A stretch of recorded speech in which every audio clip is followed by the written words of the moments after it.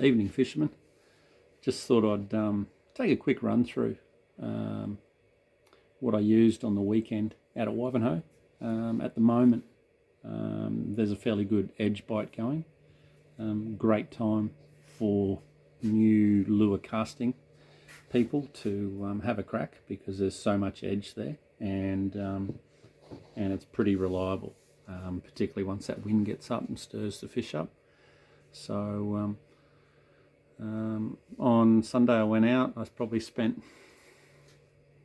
probably 6 hours there, and slowly sort of just finding where fish were holding. They were holding all over the dam itself. A lot on points, that sort of thing, and some were obviously better than others. If you got spot lock, it's certainly going to help, and otherwise just searching the banks. And so how I started was I was using this guy. So that's a Daiwa Steez RPM crank. Goes to 10 feet. It's in hollow bluegill colour.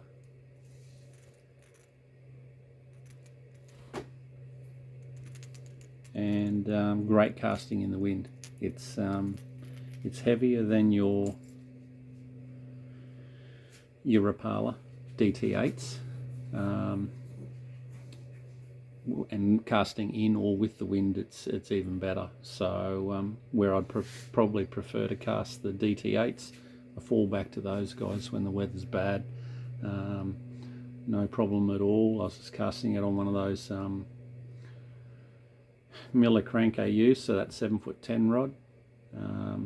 Had no dramas with that, and picked up a fair share, a good amount of bass on that, and that helped me sort of find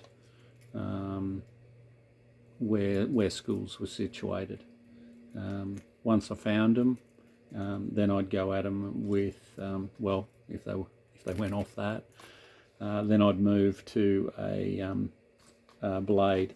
Now I was casting a Flash Union 14 gram in Kinkuro, so that there is the black one. Kinkuro is gold, just straight up gold, and but in that 14 gram. And again, once you found where they were, that was pretty much what I then casted into towards the bank, and ripped it back out in probably sort of burning style retrieve. Lots of pauses, lots of little sharp burns, and quite often you'd get a hook up in that sort of 5 to 8 feet, halfway back to the boat. So it's another good one.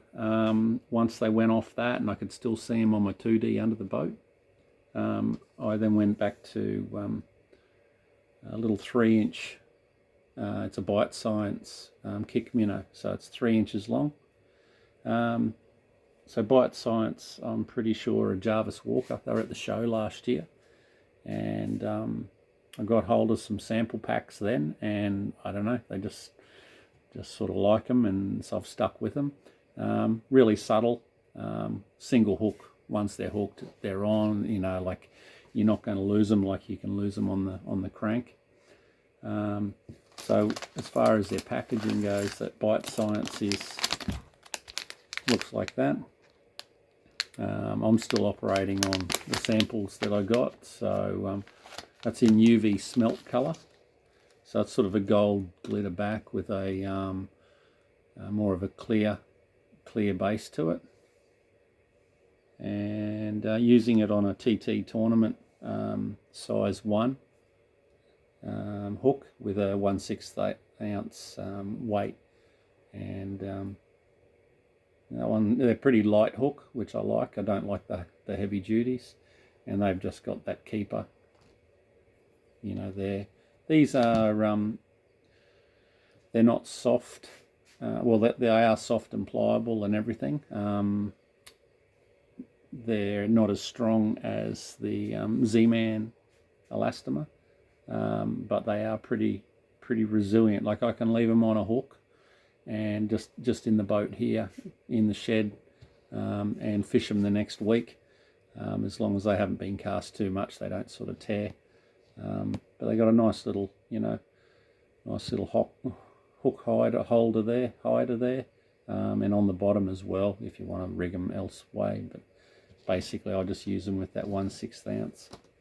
So, and yeah, that was pretty much it. So those three combinations worked really well, and basically using the wind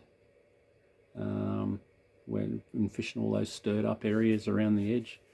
So certainly did a lot better on the windy points as opposed to windy points, windy bays, anywhere exposed to that. What was it blowing? It was blowing southeast. So just as a hint, I was fishing the main basin. There was certainly fish sitting deeper as well, but it seemed as soon as they got under the boat, they'd switch off, so you'd just be moving around and trying to get, so you're casting back at the school. So look, just thought I'd do this little recording, and anyone that's trolling, and you come across a school, then if you were to head upwind of it and then drift back over it, if you're used to trolling, then you might get some on the cast and retrieve. A good way to learn how to transition from trolling to it, because yeah, quite often you'll leave a school behind, and once you're trolling and you move on, whereas like you can spend quite a lot of time just moving on and off one particular school or a group of smaller schools of fish. So anyway, thanks. Check ya.